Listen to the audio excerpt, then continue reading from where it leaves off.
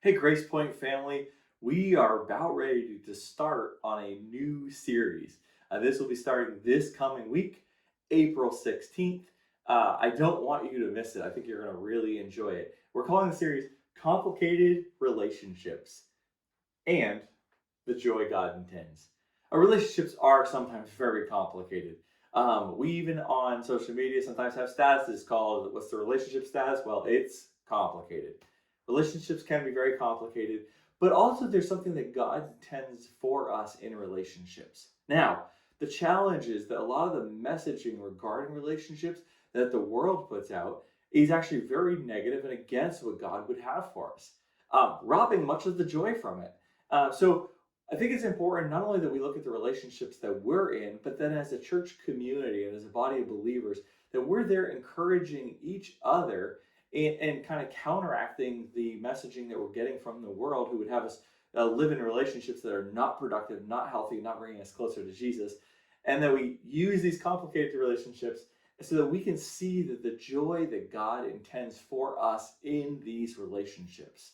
We're going to be talking about children. We're going to be talking about parents. We're going to be talking about husbands and wives and dating and what it means to be single. And we're so excited to be looking at these topics. Now, our goal is to honor God in and through these. Our goal is to see the joy that God intends for us in these relationships.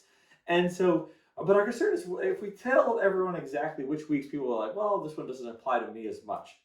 Our promise is that we're going to work very hard to make sure that each week that there is something that we can do, regardless if that is our personal, most direct relationship. There's something for you to do and to honor God through that message.